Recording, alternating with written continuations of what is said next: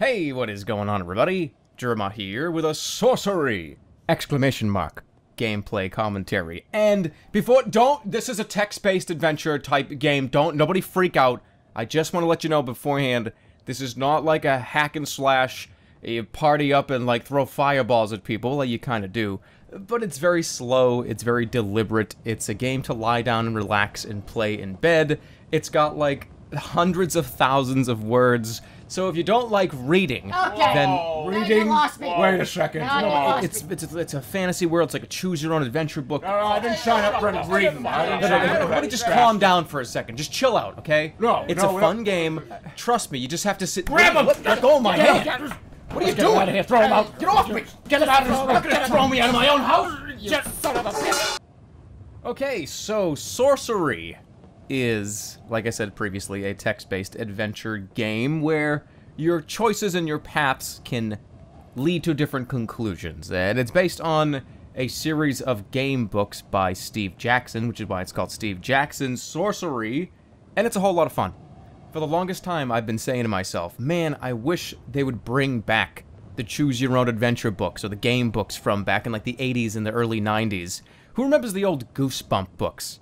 Remember those old, like, Goosebump... There was one that was like a carnival, and there were multiple ways you could die, multiple ways you could escape, and it was a ton of fun. When I was a teenager sitting down, lying in my bed, flipping through these books, it was exciting, because you never knew if the decision you were going to make was going to be the right one. Or, will it be the wrong one, and is this where you die? That feeling made me want to read. It made me want to pick up another one of these books and try my luck at how far I can get in this one, or that was cool back in the day, and now it seems like this company, Inkle, who is the group responsible for porting Steve Jackson's series over to iOS and Android, they're doing a great job, and it's fun to see them actually do this and try to revitalize this old platform that has sort of fallen off the beaten path in the last 15, 20 years or so, but the way the game actually plays is sort of a good condensed version of the old books. There is an entire spell casting system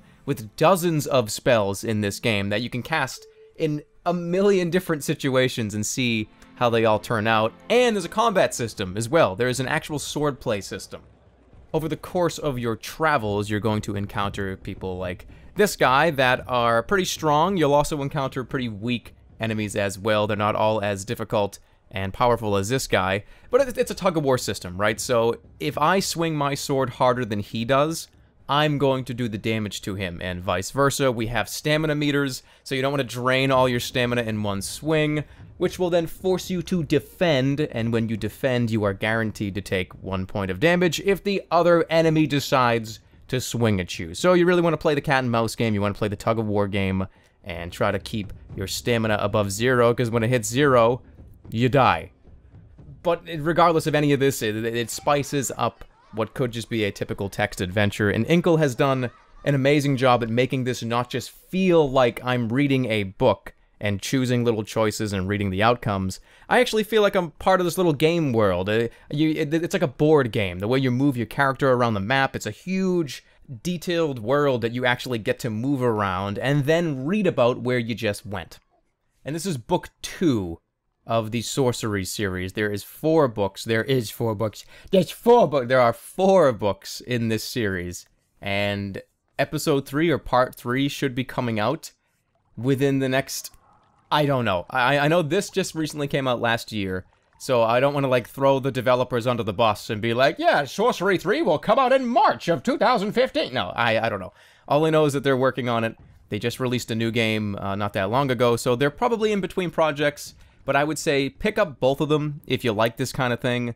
It's going to cost you $3 for Sorcery 1, the first part of the adventure, and $5 for Sorcery 2. $8 for the whole thing, the whole experience so far.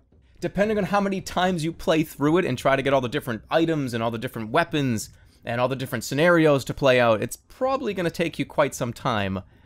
I don't really want to put an hour number on it because I don't want to put that in your head. I don't want to say, oh, the game will take you 3.5 hours, because then you're thinking about that. You're not engrossed in the story. It's going to vary for every single person how long it takes them to play through their first time, because some people will do some stuff very quickly. Other people will be going sort of around in a circle and trying to find a way. It's different for everybody, and it's enjoyable nonetheless, however you play through it.